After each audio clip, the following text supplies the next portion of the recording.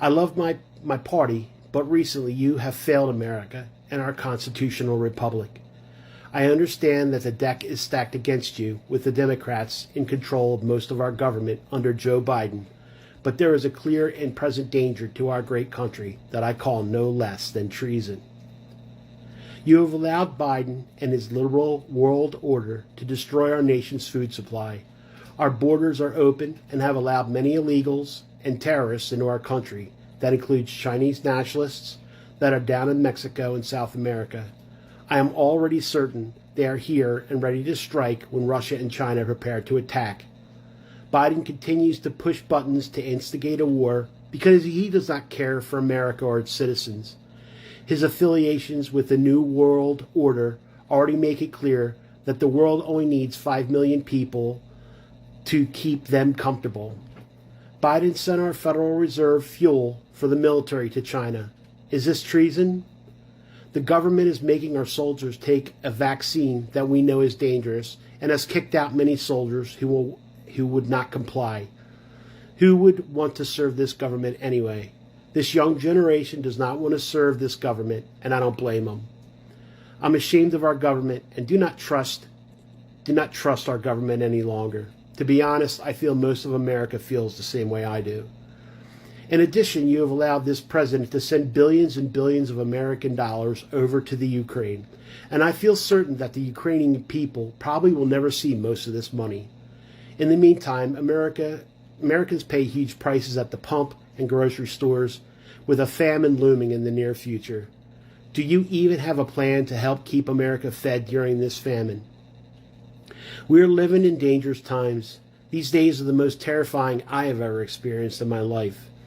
You leaders have failed us. You have either sat idly by and let this all happen, or you are part of the problem.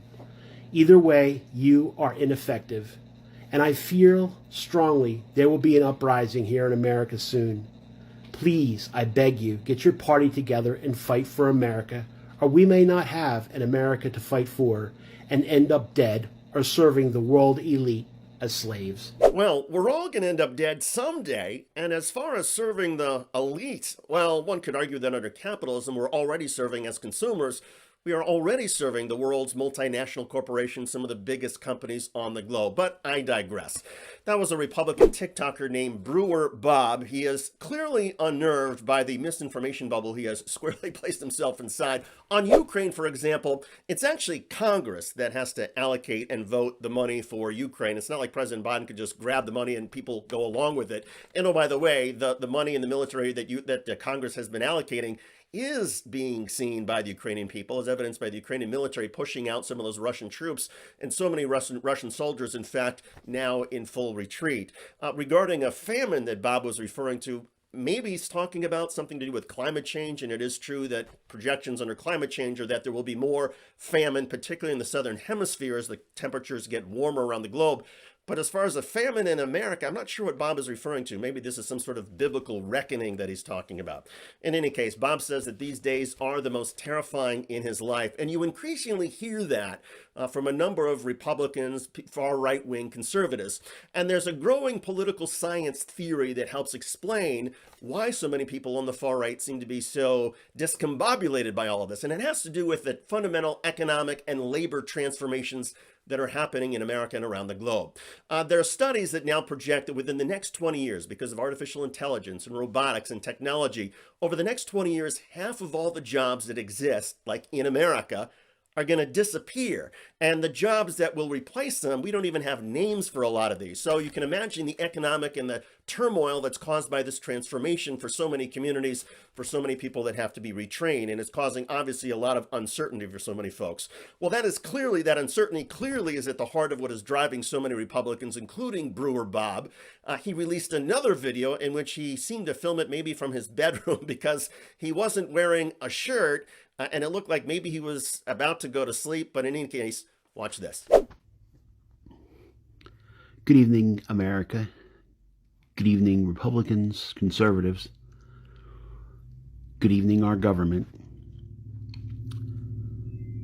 I am truly afraid for our country.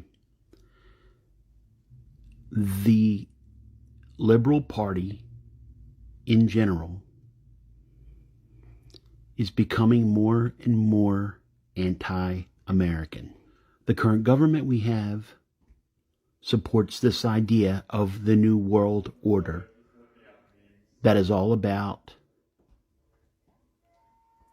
elitists controlling the world, and the rest of us are slaves. I'm kind of an old fat guy. I'm not going to go run in the streets, but I do support my brothers and sisters who support the Constitution of the United States of America and will defend this country and our rights and the Constitution. My prayers go out to all those we're going to lose defending themselves from their rights being stolen from our government and from the Liberal Party. So there you have Brewer Bob on TikTok. He's clearly very anxious about what he's feeling with everything that he's trying to sort of process and take in. And even if he doesn't have the education or the sophistication to understand some of the economic transformations, for him, of course, it's far easier to blame all of the upheavals in American society on those immigrants or on the liberals or the Liberal Party or people who want to take away constitutional rights and freedoms. Never mind, of course, that the biggest freedoms that are being taken away right now are women's rights, and those are being taken away, of course, by Supreme Court justices who were sent to the bench by conservative presidents. You could also make an argument that the other constitutional freedoms that are under fire right now have to do with the 4th and 14th Amendment constitutional rights, which are constantly under fire by law enforcement, which is typically supported by conservatives and the right. But the fact of the matter is that there's a lot of people like Bob who are out there, and the question is, what can we as a society, what can we do as an American community do to try to help these people who have such mental health issues and anxieties about what they're seeing around them? And I'm not sure there's a solution. Maybe it's pour more money into mental health resources. Maybe it's help boost education so that more people are not as misinformed. I don't know what the solution is, but I think it's going to get worse before it gets better. And maybe all we can really do is keep plugging along and keep accounting for the fact that there are a lot of people out there who are frightened. And maybe we somehow be empathetic or sympathetic to the fact that they're frightened while trying to help them understand that what they're frightened about may actually be a little bit different than what they think. In any case, I'm David Schuster. Thanks for joining us. Tell me what you think in the comment section. Sometimes conservatives will walk right into the contradiction, not even recognize it, both appropriately and inappropriately. Shall we? School systems are in shambles. The crap they're teaching the kids today. What are they saying to the kids? What are they teaching them? Well, I'm sure if you look online, there's just all kind of inappropriate stuff that's being taught to the children. That You wouldn't want kids seeing anything inappropriate? Absolutely not. Yeah. Are you worried going into the rally that kids might see this and wonder what that means? The blowjobs? It's possible. Right. Now, surely he wants young Republicans to be at the rally to be able to see some of those strong conservative values, correct? Appropriate, defined as suitable or proper in circumstances. And when it comes to political situations, the question is, who gets to dictate what is suitable and what is proper in particular circumstances? See, before I get into the other definitions of appropriateness, it's important that we understand that the question of appropriateness has always been the question of who. And as a 31-year-old millennial that's born and raised down south, I can recognize a time where conservatives and Republicans believed that appropriateness and respectability politics was on their side. Now, where I'm from, the old folks would say it is hypocritical to try to hold other people to standards that you can't hold yourself to. Imagine bringing up the conversation of appropriateness and you're correlating bipartisan politics to jobs, one of them being a BJ.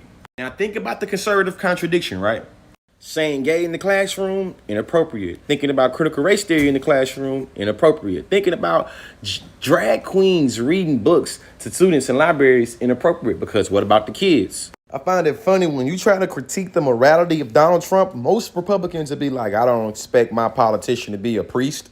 Imagine holding teachers to a high level of morals and standards than you do the president of the United States. You think about appropriateness or respectability politics, it becomes obvious that the people that feel like they have the most power believe everybody should always already be respectful and appropriate to them, while they can do whatever they want to, however they want to. Here's another example.